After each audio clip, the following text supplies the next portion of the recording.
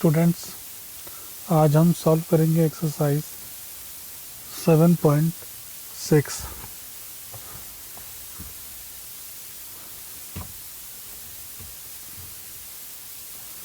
Now solve question number 1।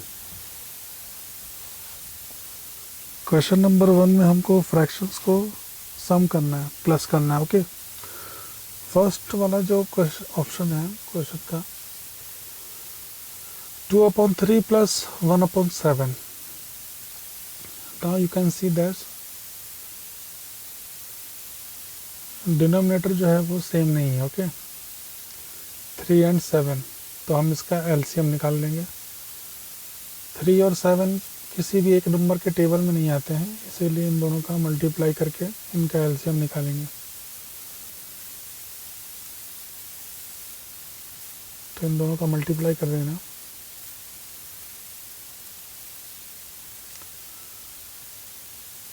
7 3 21 लिख देना side में। LCM of 3 and 7 is 21। Okay, उसके बाद हमको क्या करना है कि जो डिनोमिनेटर है 2/3, ओके, उसको 21 मान लेना है। 3 और 7 दोनों को 21 मान लेना है और क्रॉस मल्टीप्लाई कर देना है यहाँ पे। ठीक है, 7 का 2 से मल्टीप्लाई कर देना, 14 प्लस की साइन लगा देना। 3 का मल्टीप्लाई 1 में करेंगे, 3 बन जा 3। 14 plus 3 is equal to 17.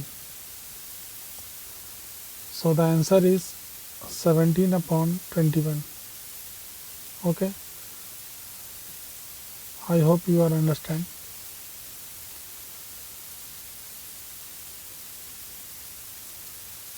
(17/21) is your answer. Now option जी, बाकी तो सब इसी के जैसे हैं। जी माइनस वाला है तो मैं उसको सॉल्व कर देता हूँ। 4 and 3, अगेन ये डिनोमिनेटर इक्वल नहीं है और ये दोनों किसी के टेबल में नहीं आते हैं, तो यहाँ भी मल्टीप्लिकेशन हो जाएगा और जैसा मैंने ऊपर लिखा था वैसे लिख देना। एलसीएम ऑफ 4 and 3 इज 12, है ना, मल्टीप्लाई कर देना, 12 आ जाएगा। 4 और 3 की जगह आपको 12 ले लेना है LCM and cross multiply. 3 3 is 9 minus 4 का मल्टीप्लाई 1 में कर देना, 4 1 जा 4। सो 9 minus 4 इज इक्वल टू 5/12। ठीक है, तो इस तरह से ये सम सॉल्व हो जाएगा।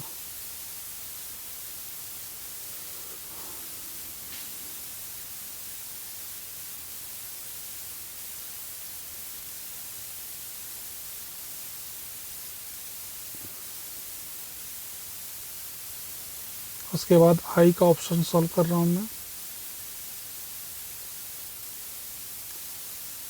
2/3 प्लस 3/4 प्लस 1/2, ये थोड़ा सा डिफरेंट है तो इसको मैं सॉल्व कर देता हूँ। देखो यहाँ पे 3 फ्रैक्शन दिए हैं, आपको तीनों जो नीचे डिनोमिनेटर दिख रहा है इन तीनों का एलसीएम निकालना है, क्योंकि ये तीनों डिनोमिनेटर डिफरेंट टाइप के हैं, है ना, अलग अलग नंबर है। तो तीनों को लिख लेना, उसके बाद इनको डिवाइड करना। पहले मैं 2 से डिवाइड करता हूँ। 2 1 जा 2, 2 के टेबल में 3 नहीं आता है तो 3 को एज इट इज़, उसके बाद 2 2 जा 4, देन अगेन 2 1 तो ऑलरेडी आ चुका, वहाँ 1 लिख देना। 3 2 के टेबल में नहीं आता है तो अगेन 3 लिख देना और उसके बाद 2 1 जा 2 हो जाएगा। इसके बाद लास्ट में 3 से हम डिवाइड कर देना, जहाँ 1 है वहाँ 1 आएगा, बाकी 3 1 जा 3 हो जाएगा। इसके बाद 2 × 2 × 3, ये जो साइड में जो हमारा आया है इनको मल्टीप्लाई करके और एलसीएम निकाल देना। ठीक है, 2 2 जा 4 और 4 3 जा 12।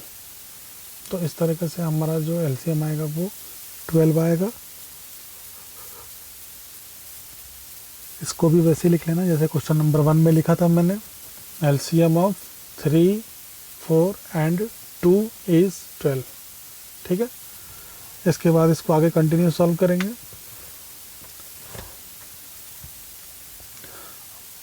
अब यहाँ पे तीनों की जगह पे 12 आ जाएगा। यहाँ पे थोड़ा सा मैंने डिफरेंट किया है अभी, क्रॉस मल्टीप्लिकेशन जो है 4 2 ज़ा 8 ऐसा पहले करते थे अपन, क्योंकि दो दो फ्रैक्शन होते थे। यहाँ पे तीन तीन फ्रैक्शन है तो थोड़ा सा चेंज हो आएगा।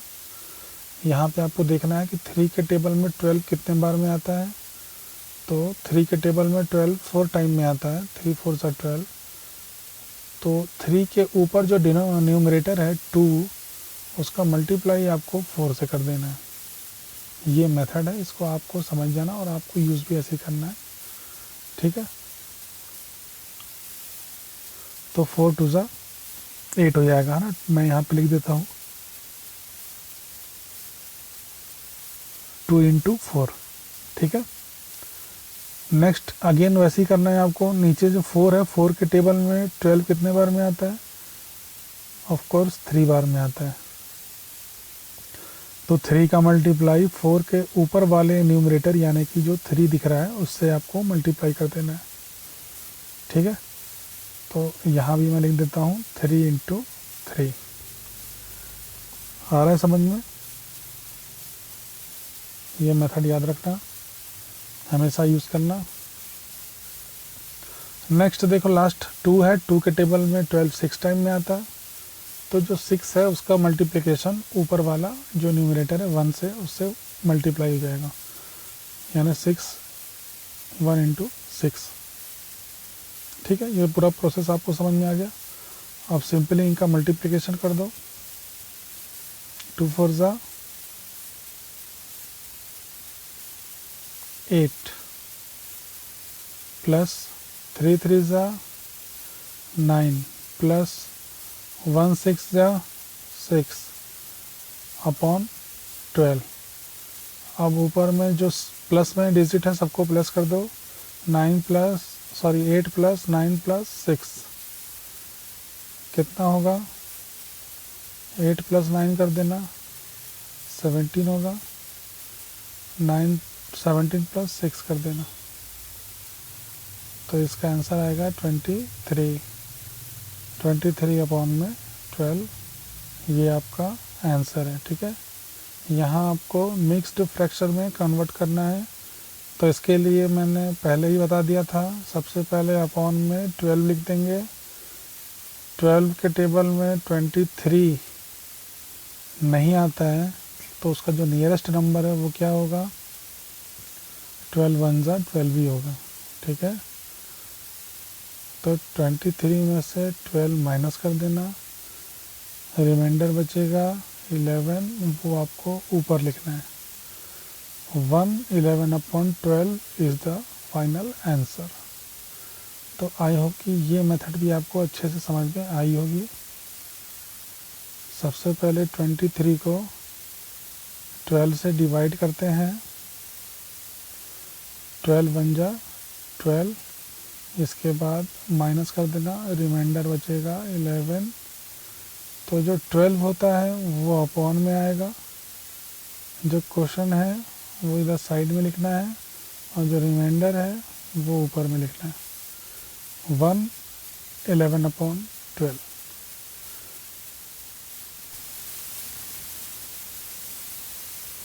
क्वेश्चन नंबर 2 सॉल्व करेंगे।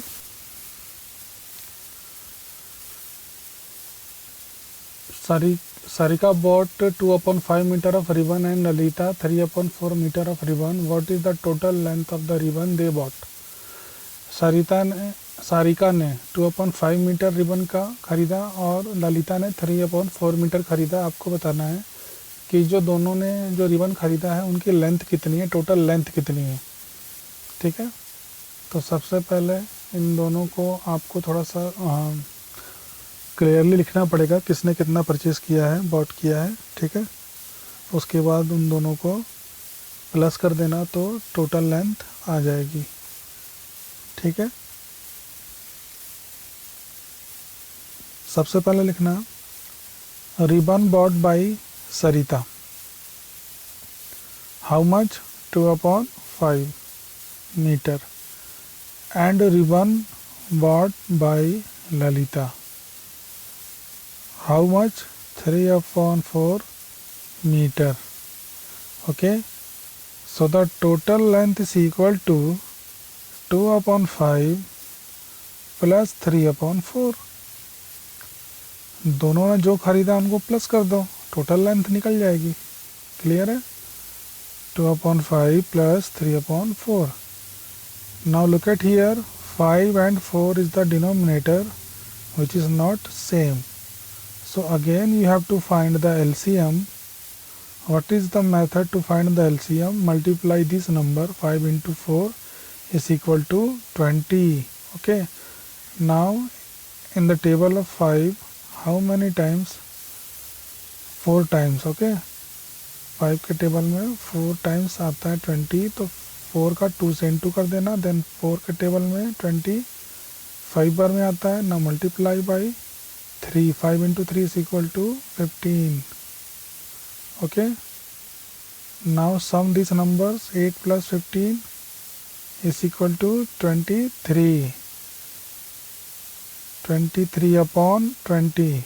Okay, now convert this fraction into mixed fraction. First you have to write 20, then 20 ones are 20 and the remainder 3 is written on the top. 1 3/20 is the right answer. Okay, question number 3. Now what is question number 3? Naina was given 1/2 piece of cake and Najma was given 1/3 piece of cake. Find the total amount of cake given to both of them. नैना को कितना दिया? 1/2 piece of cake. Najma को 1/3। तो आप सबसे पहले लिख लेना, cake taken by Naina 1/2। Okay,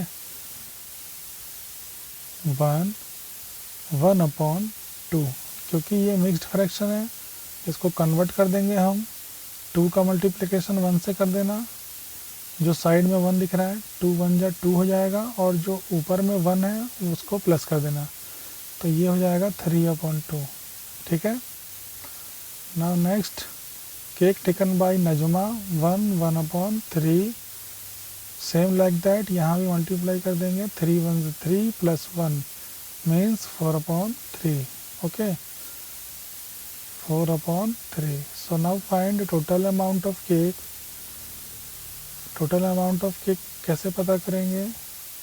इन दोनों को प्लस करके, 3/2 प्लस 4/3। नाउ अगेन 2 and 3 का एलसीएम क्या आएगा? 6। 2 के टेबल में 6 कितने टाइम में आता है? 3 टाइम में।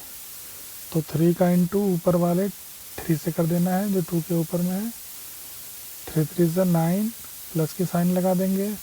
अगेन 3 के टेबल में 6 कितने बार में आता है? 2 बार में। मल्टीप्लाई करेंगे 4 से, 4 2 8। ओके, अब ऊपर वाले डिजिट को प्लस कर दो। 9 + 8 is equal to 17। 17/6। Now converted into mixed fraction. 6 2 12। Okay, 6 के टेबल में 17 तो आता नहीं है, तो नियरेस्ट नंबर क्या आएगा? 12 आएगा। 6 2 12, तो 2 को साइड में लिख देना। 17 में से 12 माइनस कर देना, बचेगा रिमाइंडर 5, वो आएगा ऊपर में। 2 5/6 is the right answer. Therefore the total consumption of cake is 2 5/6। Okay, question number 4 solve करेंगे। एक बॉक्स बना हुआ है, माइनस की साइन लगी है, देन 5/8 इज इक्वल टू 1/4 लिखा हुआ है। आपको बताना है कि ये जो बॉक्स है वहाँ पे कौन सा फ्रैक्शन आएगा। ठीक है, जिसमें से 5/8 माइनस कर देंगे तो 1/4 आएगा।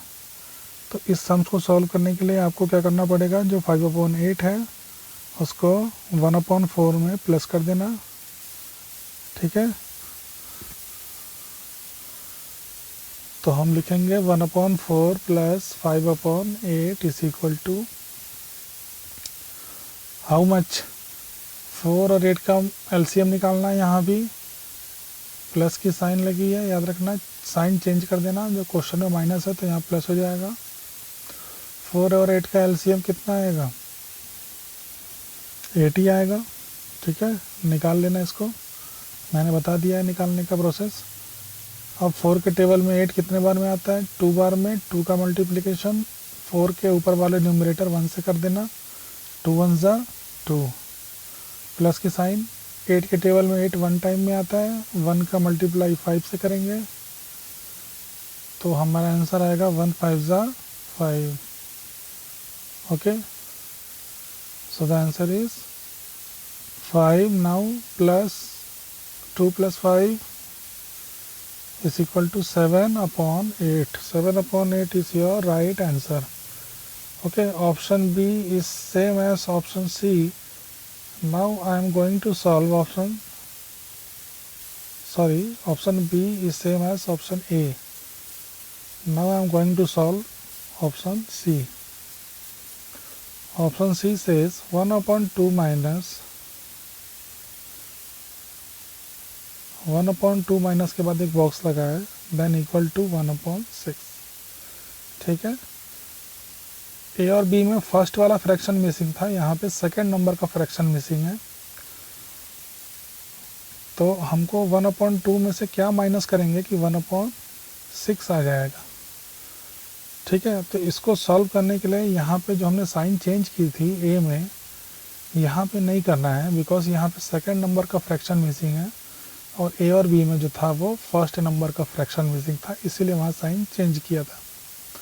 यहाँ आपको 1 अपॉन 2 माइनस 1 अपॉन 6 लिखना है सीधे। ठीक है, 1 अपॉन 2 माइनस 1 अपॉन 6।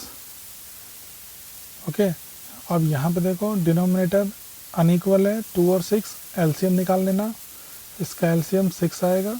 ठीक है, नाउ 2 के टेबल में 6 3 बार में आता है, 3 का मल्टीप्लाई 1 से करोगे ऊपर में तो 3 1 जा 3, और 6 के टेबल में 6 1 बार में आता है तो 1 1 जा 1, 3 में से 1 माइनस कर देना, 2 अपॉन 6 बचेगा। 2 अपॉन 6 भी डिवाइड हो जाता है, तो उसको चाहो तो डिवाइड कर देना, नहीं तो वहाँ भी छोड़ देना। क्वेश्चन नंबर 5 देखो, एक ऐसे बॉक्स बने हुए हैं, 2 अपॉन 3 4 अपॉन 3 लिखा है और उसके बाद 1 अपॉन 3 और 2 अपॉन 3 लिखा है। ऊपर में प्लस की साइन है, साइड में माइनस की साइन है। ठीक है, यानी जब हम लेफ़्ट से राइट की तरफ जो बॉक्स की तरफ जाएंगे तो प्लस हो रहा है, तो जब प्लस करेंगे 2 के बाद 4 आया तो 4 के बाद क्या आएगा? 6 आएगा, तो 6 अपॉन 3 लिख देना। ठीक है, फिर नीचे देखो 1 के बाद 2 आया न्यूमरेटर, तो 2 के बाद क्या आएगा? 3 आएगा, तो 3 अपॉन 3 आ जाएगा। ओके, अब उसके बाद माइनस करेंगे ऊपर से नीचे की तरफ, है ना, अप टू डाउन। 2 के बाद देखो न्यूमरेटर पर देख चेक करना, 2 के बाद देखो 1 लिखा हुआ है, मीन्स जो ब्लैंक स्पेस है नीचे वहाँ क्या आएगा? 2 में से 1 जाएगा तो 1 बचेगा ना, और 1 अपॉन 3 लिख देना। आई बात समझ में? फिर 4 में से 2 माइनस हुआ तो 2 आया, 2 अपॉन 3 लिख देना। और फिर इधर लास्ट में देखो 6 में से 3 माइनस हुआ तो 3 आएगा, तो 3 अपॉन 3 लिख देना। तो इसको ऐसे सॉल्व कर लेना। ठीक है, बाकी जो बचेगा बी ऑप्शन वो आप सॉल्व कर लेना। ठीक है, मैं कराता हूँ question number 6। A piece of wire 7/8 metre long broke into 2 piece, one piece was 1/4 metre long, how long is the other piece. एक वायर का टुकड़ा है जिसकी लेंथ है 7/8 मीटर, उसको हमने 2 पार्ट्स में तोड़ दिया, ब्रोक कर दिया। तो आपको यहाँ पे लिख लेना है total length is equal to 7/8 metre. जो टोटल लेंथ है वो 7/8 मीटर है। इसके बाद लिख लेना length of first part is of wire is equal to 1/4 metre. जो उसका एक पार्ट है वो 1/4 मीटर है। ठीक है, remaining part is equal to, जो रिमेनिंग पार्ट है वो कितना होगा यहाँ पे, तो जो टोटल वायर था उसमें जो हमने एक पार्ट तो दिया हुआ है 1/4, रिमेनिंग पार्ट पूछ रहा है, तो टोटल में से जो दूसरा वाला पार्ट है 1/4 उसको माइनस कर देंगे तो रिमेनिंग आ जाएगा। ठीक है, तो 4 और 8 का एलसीएम निकाल लेना, कितना आएगा? 8 आएगा। तो यहाँ से बिल्कुल सम्स पहले जैसा ही है, नीचे 8 लिख देंगे, फिर 8 के टेबल में 8 1 बार में आता है तो 7 1 जा 7 का इंटू 1 से हो जाएगा। ठीक है, 7 इंटू 1। उसके बाद 4 का मल्टीप्लाई, सॉरी 4 के टेबल में 8 2 बार में आता है, तो जो 4 के ऊपर न्यूमरेटर है 1, उसका इंटू किससे करेंगे, 2 से करेंगे, तो 1 2 जा 2 हो जाएगा, 7 1 जा 7, 1 2 जा 2, 7 में से 2 लेस कर देंगे, तो जो बचेगा हमारे पास पार्ट, उसकी लेंथ कितनी आएगी, 5/8 मीटर। ये आपका आंसर है। ठीक है, इसके बाद क्वेश्चन नंबर 7 सॉल्व करेंगे। Nandini house is 9/10 kilometre from her school. She walked some distance and then took a bus for 1.5 kilometer to reach the school. How far did she walk? तो सबसे पहले आप लिख लेना टोटल डिस्टेंस कितना है 9/10 kilometre. उसके बाद लिख लेना डिस्टेंस कवर बाय बस कितना 1/2 किलोमीटर। उसके बाद आपको पता करना है रिमेनिंग डिस्टेंस। तो टोटल डिस्टेंस जो था उसमें से जो बस से उसने कवर किया उसको माइनस कर देंगे, तो रिमेनिंग डिस्टेंस आ जाएगा। तो हम लिखेंगे 9/10 माइनस 1/2। ठीक है, अगेन यहाँ पे वही मेथड यूज़ करनी है, 10 और 2 का एलसीएम निकाल लेना। 10 आएगा, 10 के टेबल में 10 1 टाइम में आता है, 1 का इंटू 9 से कर देना, 9 1 जा 9, माइनस की साइन। 2 के टेबल में 10 5 बार में आता है, 5 का इंटू 1 से करेंगे, 5 1 जा 5 is equal to 5। Now 9 minus 5 is equal to 4, 4/10. Now divide 4/10 by 2. 2 2s are 4 and 2 5s are 10. So the answer is 2/5 kilometer. उसके बाद लिख लेना therefore the distance covered by walking is 2/5 kilometer. Question number 8. Asha and Samuel have bookshelves of the same size partly filled with books. Asha's shelf is 5/6 full and Samuel's shelf is 2/5 part full. Whose bookshelf is more full but by what fraction? तो इन दोनों के पास एक book shelf है जिसमें इन्होंने book रखा है और उसको अलग अलग पार्ट, दोनों का जो शेल्फ का पार्ट है वो अलग अलग है, वो फिल्ड किया है। ठीक है, तो इसको आपको सॉल्व करने के लिए 5/6 और 2/5 इन दोनों में से आपको ये देखना पड़ेगा कि कौन जो है वो ज़्यादा बड़ा है। यानी आपसे पूछ रहा है ना whose bookshelf is more full, तो दोनों में से जो बड़ा होगा उसका बुक सेल्फ ज़्यादा भरा होगा। तो सबसे पहले हम इन दोनों को ये पता करेंगे इन दोनों में बड़ा कौन है। तो देखो सबसे पहले लिख लेना एलसीएम ऑफ 6 and 5 इज़ 30। 6 और 5 का एलसीएम 30 आ जाएगा। अब आपको क्या करना है, जो 5/6 था तो 6 को 30 बनाना है। तो 6 को 30 बनाने के लिए 5 से मल्टीप्लाई करेंगे। तो अगर नीचे 5 से मल्टीप्लाई होता है तो मेथड है कि ऊपर भी 5 से मल्टीप्लाई कर देना, ये रूल है इसका। तो 5 5 जा 25 और 6 5 जा 30 है ना। यहाँ पे हमने डिनोमिनेटर को 30 कर दिया एलसीएम निकालने के बाद। ओके, अब सेकेंड वाला फ्रैक्शन है 2/5, 5 को भी 30 बनाना है तो 6 से मल्टीप्लाई करना पड़ेगा ना, 5 इंटू 6। तब नीचे 6 से इंटू कर रहे हो तो न्यूमरेटर को भी 6 से इंटू करो।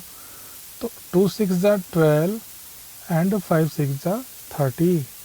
तो डिनोमिनेटर सेम हो गए। अब आप देख सकते हो कि जो न्यूमरेटर है वो 25 बड़ा है ना 12 से, यानी जो 5/6 था एक्चुअली में वो बड़ा है 2/5 से। आ रही है बात समझ में? जब तक डिनोमिनेटर इक्वल नहीं होता है तब तक हमको पता नहीं चलता कि कौन सा फ्रैक्शन बड़ा है। तो 5/6 बड़ा है 2/5 से। ये किसका है? आशा का।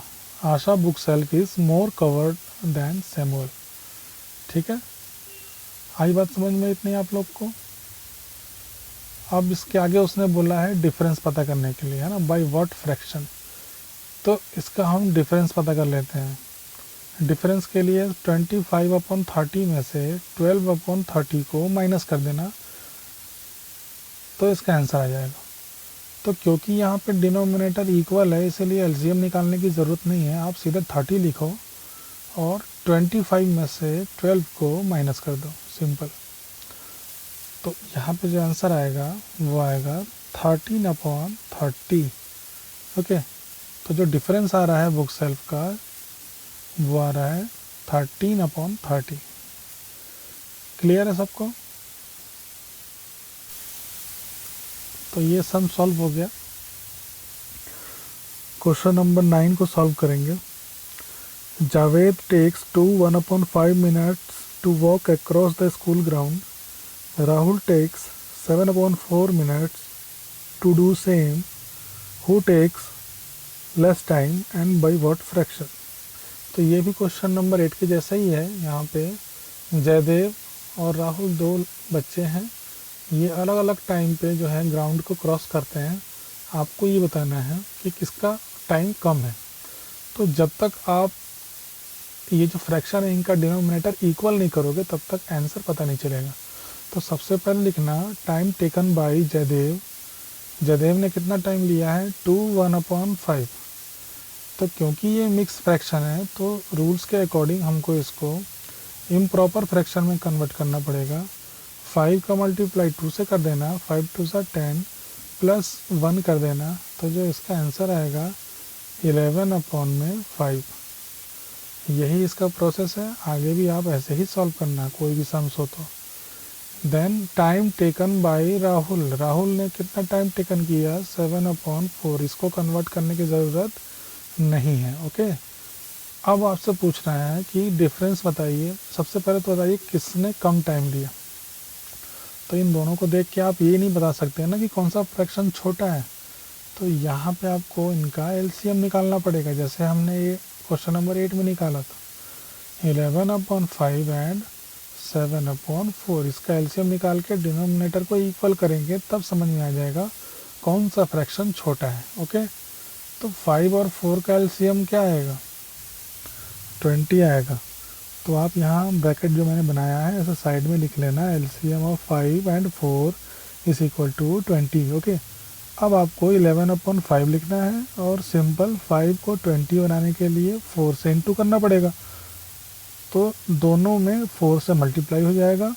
11 4 ज़ा 44 और 5 4 ज़ा 20। ठीक है, ये आ गया फर्स्ट का आंसर। सेकंड लिखें 7/4। 7/4। अब 4 को 20 करना है हमको, तो डिनोमिनेटर पे कॉन्सनट्रेट करना है। 5 से इंटू करना पड़ेगा, तो दोनों में 5 से इंटू होगा। 7 5 ज़ा 35 और डिनोमिनेटर 4 5 ज़ा 20। डिनोमिनेटर सेम हो गया। अब आप चेक कर सकते हो कि 44 और 35 में से सबसे छोटा कौन है।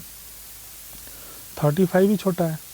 इसका मतलब जो 7/4 है यानी राहुल है ना, राहुल का ही था ना टाइम, यानी राहुल ने कम टाइम लिया। तो आपको लिखना है 10 Rahul takes less time. Okay, अब डिफरेंस निकालना है। तो डिफरेंस तो हमने पहले भी निकाला था। आप 44/20 में से 35 को माइनस कर दो। तो क्योंकि इनका डिनोमिनेटर सेम है तो मैं डायरेक्ट लिख देता हूँ 44 माइनस 35। ओके, आंसर आएगा 9 और अपॉन में आएगा 20। 9/20 मिनट्स। तो ये आपका डिफरेंस आ गया। तो आई होप कि एक्सरसाइज आपको समझ में अच्छे से आ गई होगी। ठीक है, कोई भी डाउट हो तो आप मुझे मैसेज कर देना। आप लोग का कोई रिप्लाई नहीं आता है, आप लोग को ये चैप्टर कंप्लीट है, आप लोग कॉपी कंप्लीट कर लीजिएगा। ओके, कोई प्रॉब्लम आए तो मुझे मैसेज कर दीजिएगा। Good bye.